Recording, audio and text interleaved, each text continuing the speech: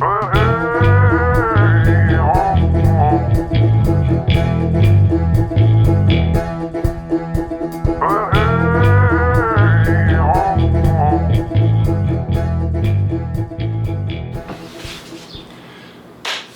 so today, hopefully start the inventory of items.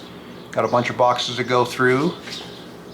Start putting together the list of stuff that I need to order that are missing or not found in whatever box it happens to be in. Got about close to 50 boxes to go through, so that could take a while.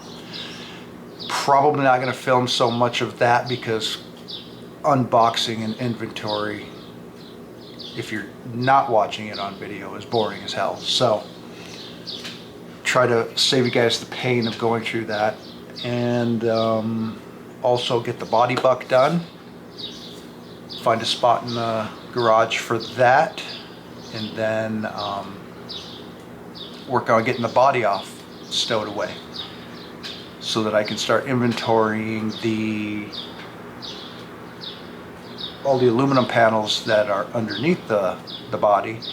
Make sure everything's there, not missing, and that'll be the disassembly of everything. Stay tuned.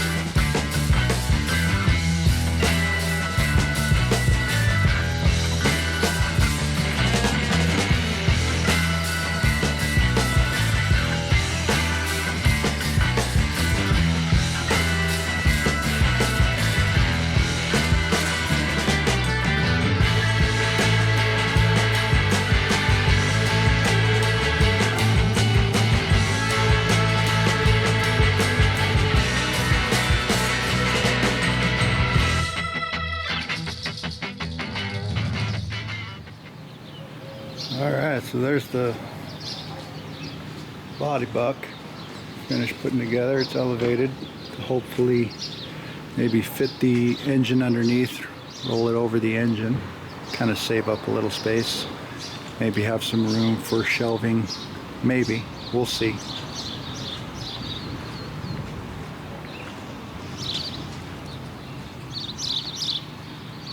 But the rear goes there, front goes there, and then we'll probably have to shore up something for up here to kind of help hold the windshield bow across the top as it sits. Maybe, maybe not, we'll see.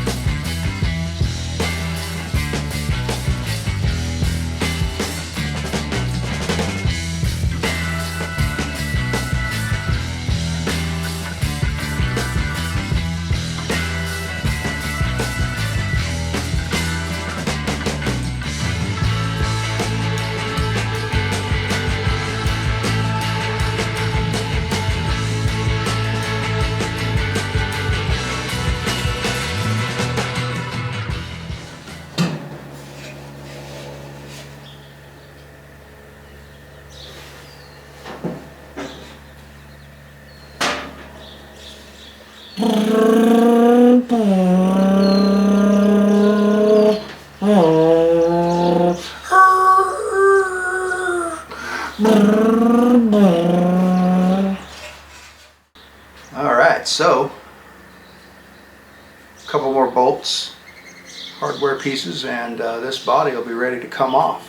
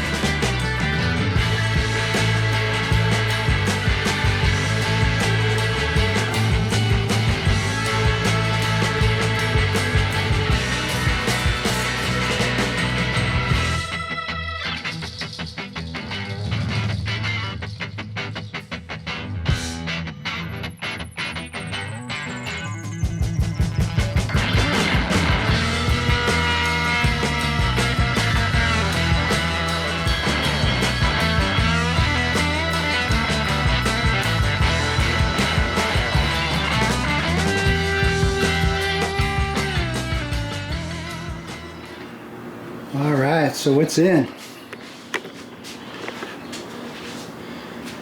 So we got that in here. Took a little bit more modification because it was just a little bit too tall to go through the garage door.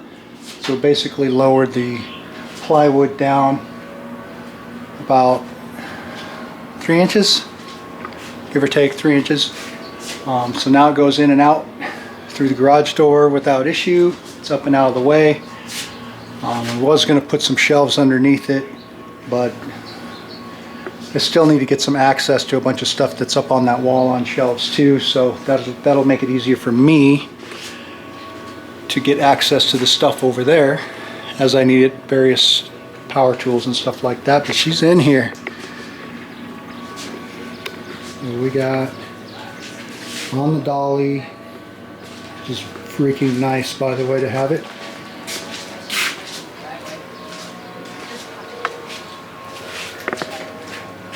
It looks like all the aluminum is here. We'll do and still have to inventory all the aluminum pieces, but it looks like it's all here. All these pieces here, the tonneau cover, are all in a box. It looks, for the most part, complete. Oh yeah.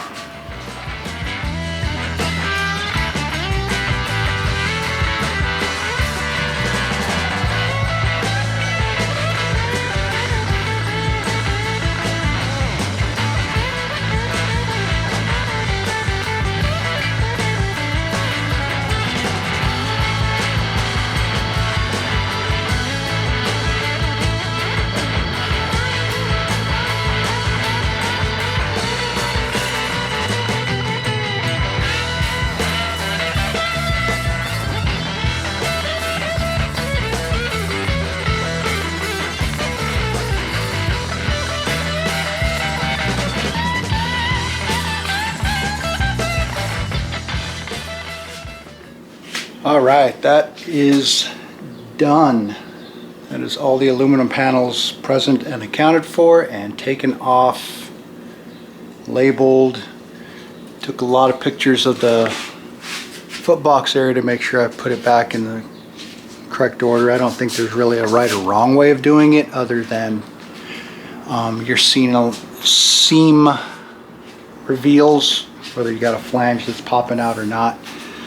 But what I did was I labeled a bunch of stuff, driver's side, passenger side, and with the part number, stuff like that, and which side of that particular panel, if it's one side or both sides, that I'm going to want to Cerakote. So that's going to be a huge slowdown.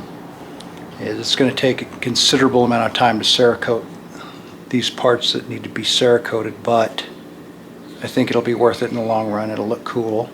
It won't look like raw aluminum as far as what is shown. It might also help with some heat transfer from the engine, especially in the footbox area,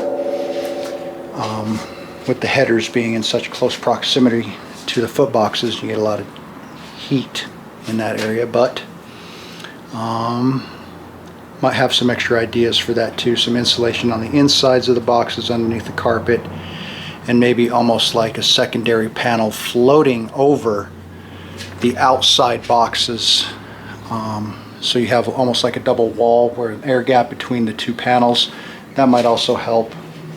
I don't know, still kind of kicking around that idea. Put it on like a standoff so that you get some air gap between. I don't know how value added that is. If anything, it's a place for road grime or whatever to kind of collect in there, but that panel would be, for the most part, removable if you ever needed to. Probably use riv nuts or something on standoffs, but I don't know. Still have time to figure that out. But here is where we're at so far. So she's naked. Very naked. No panels. I did take some time looking over some of the welds. Not bad. Better than me, considering how many years I'm out of practice at it. But it looks good.